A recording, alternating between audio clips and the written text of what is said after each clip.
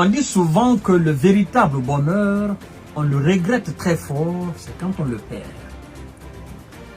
Ce que craignaient les Wisa et leurs alliés dans ces pays d'Afrique, qui sont considérés par eux-mêmes comme des pays hautement stratégiques dans leur politique étrangère, et qu'ils n'ont pas su garder les relations bilatérales saines avec ces mêmes pays, ce qu'ils craignaient, ce qu'ils redoutaient le plus en Afrique, c'est que ces pays renforcent considérablement, consolident d'une façon dure comme le fer leurs relations bilatérales avec la Russie.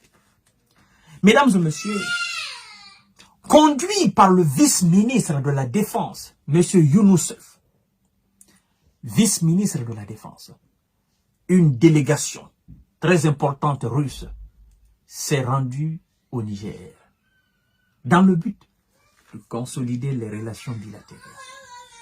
La Russie est au four et au charbon.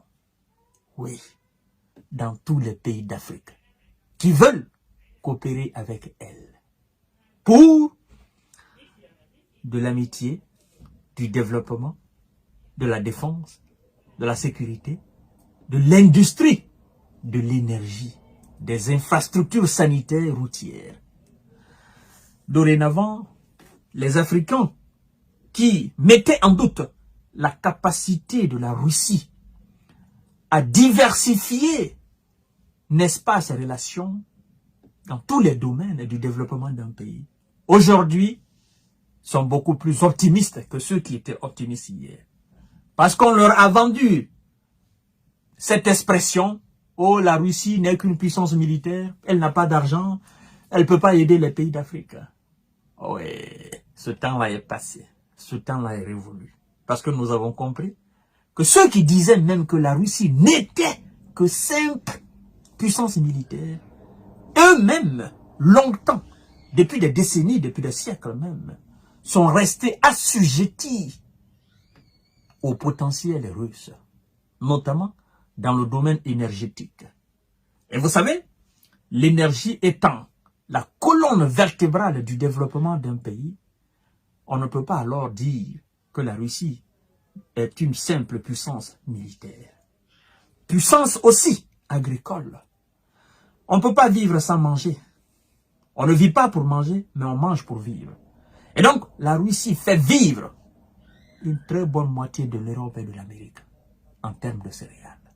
Et donc, monsieur le vice-ministre de la Défense russe, missionné par le patron Vladimir Poutine, afin d'aller consolider les relations avec Niamey, était là, dans ce but-là. C'est de ça que nous allons voir dans cette vidéo, mesdames et messieurs. Partagez la vidéo dans tous les groupes possibles. Abonnez-vous sur cette page, J-Visionnaire. Cliquez sur like, mettez des cœurs. Mais aussi abonnez-vous sur Infomonde. Et pour couronner tout, abonnez-vous et activez la cloche de notification au niveau de ma chaîne YouTube, Kanté J-Visionnaire, le vrai. Oh, je me souviens encore de ce sénateur américain qui disait on ne peut pas laisser le Niger à la merci de la Russie. C'est comme si le Niger leur appartenait. Et aujourd'hui, il est dans ce regret fort de fait que la Russie respecte le Niger, respecte les États africains. La Russie vient en état respectueux, d'accord, envers ses nouveaux partenaires. Et non envers des pays qu'elle a envie de coloniser. C'est ça la grande différence. La Russie vient en ami, en égal, en état responsable, en état respectueux, et vient vers des pays respectueux, des pays responsables. C'est ça la différence. Pendant que eux, ils venaient dans une ostentation démesurée, dans une arrogance indéfinie, avec ce qu'ils appelaient de l'influence. Nous allons vous faire ceci, nous allons vous faire cela. La Russie n'est pas dans cette démarche. Et voilà la raison pour laquelle les pays entiers du monde, surtout du Sud global, voient en la Russie cette puissance qu'elles ont longtemps entendue, qui viendra avec un esprit d'égalité, qui vous regarde dans les yeux et qui vous dit, nous ne sommes pas une puissance, nous sommes votre égal. Et donc, nous allons traiter d'égal à égal. Nous venons en peuple responsable, nous venons en peuple digne. Nous voulons traiter des affaires avec vous. C'est ça surtout qui plaît aux Africains et au Sud global. Mesdames et messieurs, partagez la vidéo dans tous les groupes possibles. Oui, oui, oui, oui. Une délégation russe à Niamey pour consolider le partenariat stratégique russo-nigérien. Ça me fait énormément plaisir. Le général Abdourahmane Tiani, chef du CNSP, a reçu le colonel général Younous Bek Yevkourov, vice-ministre russe de la Défense. La rencontre a eu lieu, mesdames et messieurs, oui. La rencontre ouvre de nouvelles perspectives pour l'approfondissement des relations entre Niamey et Moscou, selon le CNSP. C'est pas seulement sur le plan de la défense, sur le plan aussi du commerce, sur le plan du développement, mesdames et messieurs, sur tous les plans du développement. Vous comprenez? Et ce que dit le patron du Niger, le patron du CNSP, aux autorités russes, aux milliardaires russes, aux investisseurs russes, c'est ce qui m'a le plus plu dans cette rencontre, mesdames et messieurs. Partagez la vidéo dans tous les groupes possibles. Incroyable! La rencontre a eu lieu le 2 juin à Niamey, d'après un communiqué du CNSP. Plusieurs ministres nigériens ont assisté à la rencontre. Écoutez très bien. Cette participation de haut rang souligne l'importance accordée par les autorités nigériennes à cette visite et à la coopération avec la Russie, de la Fédération de Russie, selon le communiqué. Alors, les perspectives de renseignement de la coopération bilatérale dans divers domaines, notamment en matière de sécurité, de défense et de développement économique, ont été abordées. Développement économique ont été abordés. En dehors de l'aspect sécuritaire. Ça me fait énormément plaisir. Je sais que la Russie a la capacité, elle a les moyens, mesdames et messieurs. Cette audience ouvre de nouvelles perspectives pour l'approfondissement des relations entre Niamey et Moscou. Relate Niamey. Le général Abdourahmane Tiani a appelé à une mobilisation accrue des acteurs économiques russes pour investir au Niger. Le général Abdourahmane Tiani a appelé à une mobilisation accrue des investisseurs, des hommes, des opérateurs économiques russes à investir d'une façon massive, qualitative au Niger.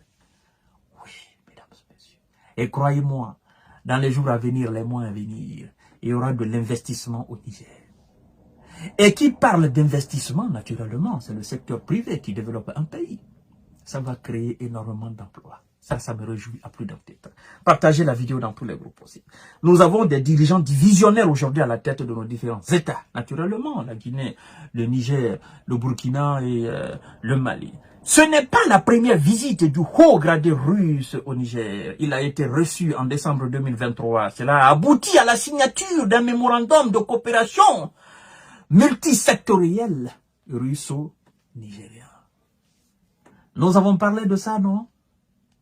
Construction des centrales nucléaires civiles afin de donner de l'énergie aux Nigériens. Oui. Vous savez, l'énergie aujourd'hui est vitale. On ne peut pas s'en passer. Tout pays qui se veut de respect, tout pays qui veut aller de l'avant, il faut de l'énergie au pays. Ça, surtout. Et donc, M. Abdourahmane Tiani, travaillez dans ce sens afin que les investisseurs russes viennent investir. Ah oui, on change de cap. Et ça, mesdames et messieurs, c'est à applaudir. La sécurité n'est pas seulement la priorité du Niger. Oh, l'économie aussi. Parce que qui parle de défense parle forcément de sécurité. On ne peut pas avoir une défense solide sans argent. Ouais. Et on ne peut pas garantir l'économie sans la sécurité. Ce sont des choses qui vont de pair. C'est comme la politique et l'économie. Oui, pour avoir politicien, il a de très belles visions. Mais pour réaliser ces visions, il faut de money, de l'argent. Et donc, l'économie, la politique, la sécurité vont de pair. On ne peut pas les dissocier. Mesdames et messieurs, à tout à l'heure pour notre série d'informations de décortiquage. Monsieur Lavrov doit se rendre au Burkina Faso. Et je vais vous décortiquer tout à l'heure ce qu'a dit l'ambassadeur russe qui est au Burkina Faso. Mesdames et messieurs, c'est très intéressant. Partagez la vidéo, abonnez-vous sur mes différentes pages. Merci beaucoup. Je vous souhaite une excellente